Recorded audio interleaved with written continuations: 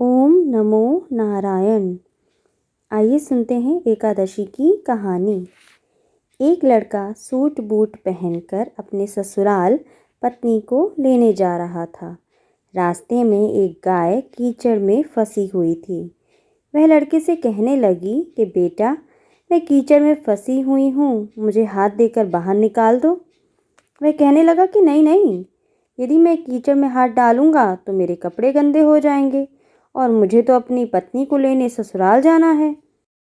उसकी ये बात सुनकर गाय बहुत क्रोधित हो जाती है और उस लड़के को श्राप देती है कि अच्छा, तुम ससुराल जाओ, तुम वहाँ पर नहाओगे तो आधा गधा और खाना खाओगे तो पूरा गधा बन जाओगे।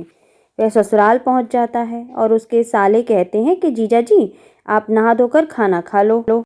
तब वह डरा हुआ लड़का कहता है कि नहीं नहीं, मैं नहीं नहाऊंगा। तो ठीक है, खाना तो खा लो। तब वह खाने से भी इनकार कर देता है।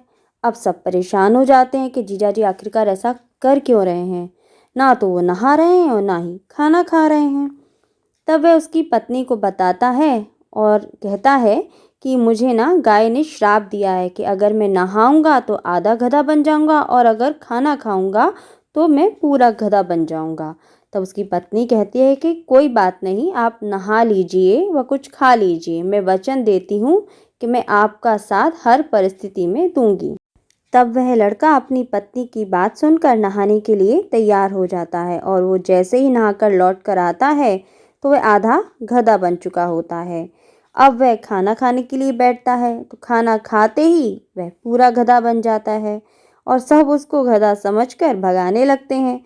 तो जो पत्नी सब कुछ जानती थी तो वो पत्नी उन सबसे कहती है कि इन्हें मत मारो, ये तो मेरे पति हैं, इन्हें एक गाय ने श्राप दिया था इसलिए ये गधे बन गए हैं, आप मुझे इनके साथ ही विदा कर दो।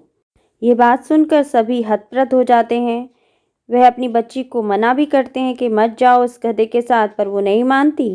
तो अंत में हार कर वह अपनी बेटी को उस गधे के साथ ही विदा कर देते हैं। अब वह जो लड़की थी वह गधे को लेकर एक झाड़ के नीचे डेरा डाल देती है।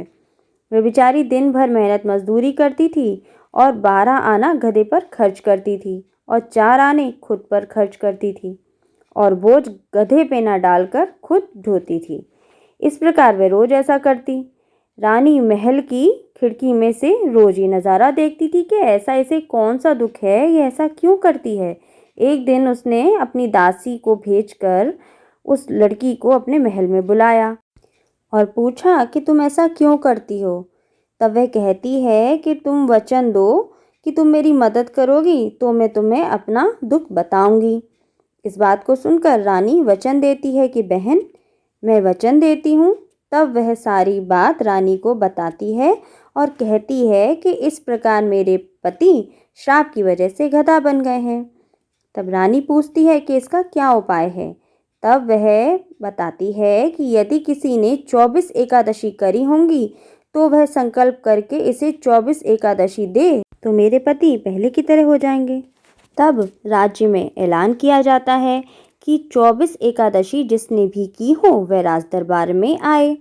तब एक बुढ़िया को लाया जाता है और जैसे ही बुढ़िया संकल्प करके एकादशी देती हुई नहाती है और उसके नहाने का पानी उस गधे पर गिरता है, वैसे वैसे वे गधा लड़के के रूप में आने लगता है।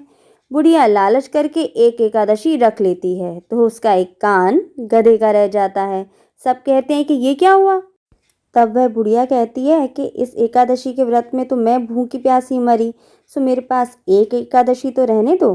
तब सब कहते हैं नहीं नहीं, तुमने संकल्प किया है तो सारी एकादशी उस लड़के को दे दो, नहीं तो वह गधा पूरी तरह से लड़का नहीं बन पाएगा। अब वह बुढ़िया सारी एकादशी उस लड़के को दे देती है और वह गधा पूरी तरह लड़का बन जाता है। राजा सारे राज्य में ऐलान करते हैं कि जिनसे बन पड़े एकादशी करो, क्योंकि एकादशी जैसा महान पवित्र व्रत कोई और दूसरा नहीं है। ओम नमो नारायण।